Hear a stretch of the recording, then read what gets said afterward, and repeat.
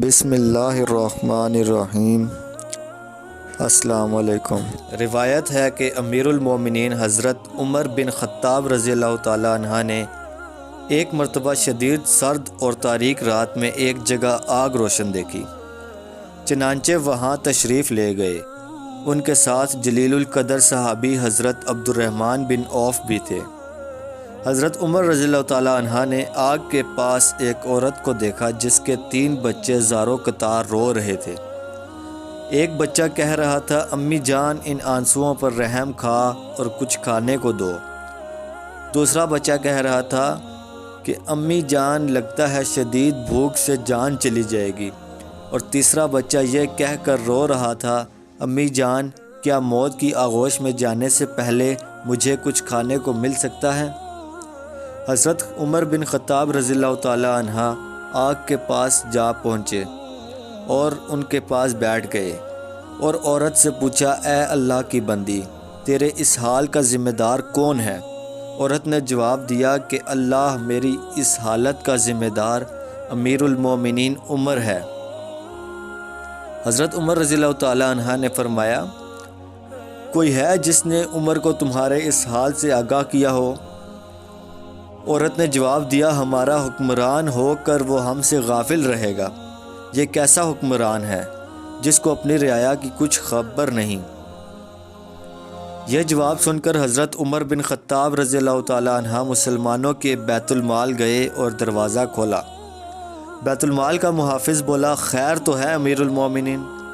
حضرت عمر رضی اللہ تعالیٰ عنہ نے اس کا جواب نہیں دیا اور آٹے کی ایک بوری، گھی اور شہد کا ایک ڈبہ بیت المال سے نکالا اور چوکیدار سے فرمایا، انہیں میری پیٹھ پر لاد دو۔ چوکیدار نے عرض کیا، آپ چاہتے کیا ہیں؟ حضرت عمر رضی اللہ تعالیٰ عنہ نے فرمایا، میری پیٹھ پر لاد دو۔ چوکیدار نے عرض کیا کہ آپ یہ چیزیں اپنی پیٹھ پر نہ لادیں امیر المومنین۔ چوکیدار نے کوشش کی کہ امیر المومنین کا تیار کردہ سامان وہ خود اپنی پیٹھ پر لاد لے، لیکن حضرت عمر رضی اللہ تعالیٰ عنہ نے سختی سے انکار کیا اور اس سے مخاطب ہوئے کہ میری پیٹھ پر لاد دو۔ لہٰذا چوکیدار نے مجبوراً سارا سامان حضرت عمر رضی اللہ تعالیٰ عنہ کی پیٹھ پر رکھ دیا۔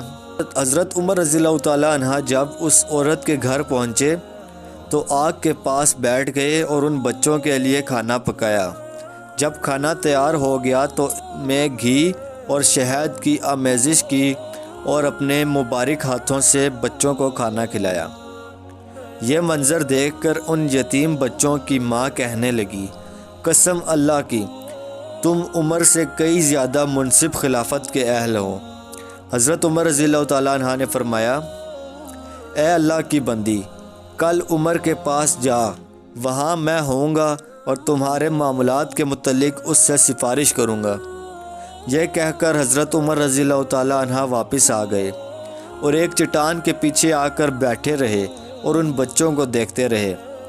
حضرت عبد الرحمن بن عوف رضی اللہ تعالیٰ عنہ نے حضرت عمر رضی اللہ تعالیٰ عنہ سے کہا، آئیے واپس چلتے ہیں کیونکہ رات بہت ٹھنڈی ہے۔ حضرت عمر رضی اللہ تعالیٰ عنہ نے فرمایا، اللہ کی قسم میں اپنی جگہ اس وقت تک نہیں چھوڑوں گا جب تک ان بچوں کو ہنستا ہوا نہ دیکھ لوں جیسے میں نے آتے وقت انہیں روتے ہوئے دیکھا تھا۔ جب اگلے روز کا سورج طلوع ہوا تو اس یتیم بچوں کی ماں دربار خلافت میں گئی۔ وہاں اس نے دیکھا کہ حضرت علی بن ابی طالب اور عبداللہ بن مسعود رضی اللہ تعالیٰ عنہ کے مابین ایک شخص تشریف فرما ہے اور دونوں حضرات اسے امیر المومنین کہہ کر مخاطب کر رہے ہیں، اور یہ وہی شخص تھا جس نے گزشتہ رات اس عورت اور اس کے بچوں کی خدمت میں گزاری تھی، جس سے اس نے کہا تھا، اللہ میری اس حالت کا ذمہ دار عمر ہے۔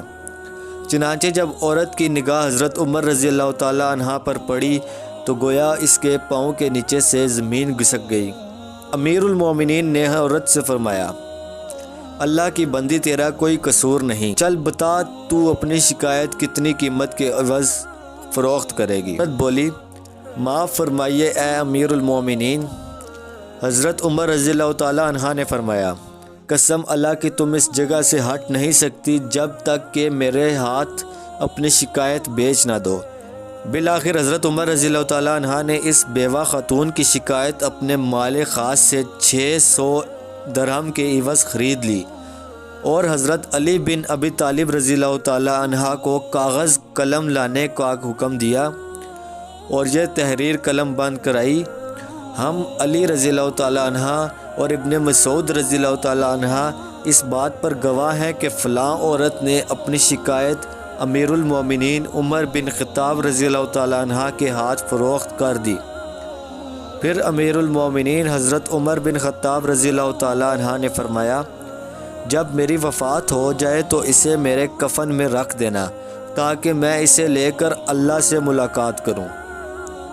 یہ تھے ہمارے حکمران جو عوام کی جان و مال کے نگہبان تھے اور اپنی رعایا کا خیال رکھنے میں کتنے سنجیدہ، خود کو کتنا ذمہ دار سمجھتے تھے۔